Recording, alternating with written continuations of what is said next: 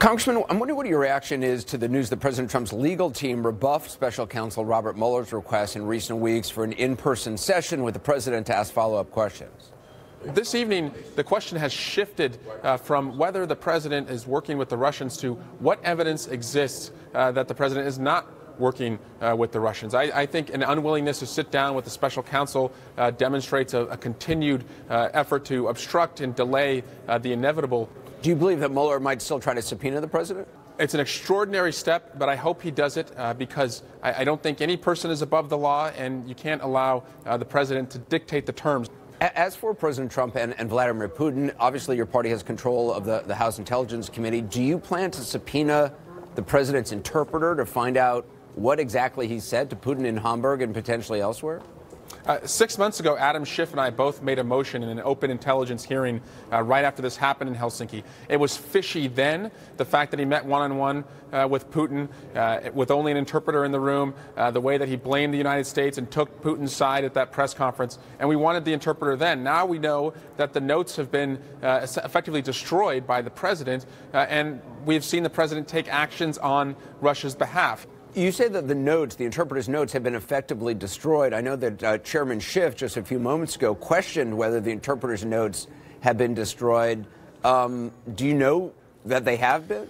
Yeah, well, if Donald Trump took them, as the Washington Post story states, then they're effectively in the hands of the subject. And, you know, I don't trust Donald Trump to turn them over. We actually know in the past that he's known to just rip up important pieces of paper and destroy them, notes that are important for presidential records. There's been reporting on that. So I see it as we have no way to obtain the physical evidence now other than getting it from Donald Trump, someone who has been wholly uncooperative. Would it be possible to bring the interpreter in for questioning in front of the committee, whether or not the interpreter has any notes?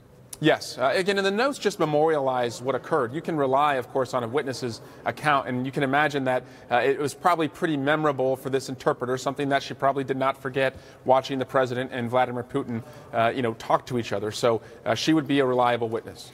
Just writ large, the Times report that the FBI was so concerned the president could be compromised by Russia after he fired Comey that they launched this counterintelligence investigation. You combine that with the Post report, which is now matched by CNN, that the president went to lengths to keep his conversations with Putin secret.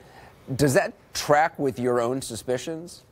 Yes, and the suspicions, from when the president, after the Russians were attacking us, to go to a press conference in the summer of 2016 and encourage the Russians to keep hacking, the suspicion was that he and his team, his family and his business welcomed and encouraged the Russians to help. And now we, of course, learned about the Trump Tower meetings, the effort to put a Trump Tower in Moscow. This is a person who wanted to work with the Russians. The Russians were helping him. And the concern right now, the urgent concern, Anderson, is that today, as we speak, our president is still working with the Russians. We can't answer that. And actually, when he was asked just 2 nights ago, he couldn't either, and he tried to clean that up finally today. Yeah, I mean, it was pretty incredible to see him, ask that question on the South Lawn of the White House if he'd worked for Russia. That's extraordinary. I'm wondering, do you believe his denial? I don't, because he took 2 days of heat of people saying who would not be able to deny it if they were confronted with it, and that was the truth. And of course, he didn't deny it on that Fox News interview. And then, 2 days of criticism, I think he came around and realized that wasn't the right answer. But again, I'll take the first response from this president because I think that was probably the correct one. Congressman Swalwell, appreciate your time. Thanks. My pleasure. Thank you.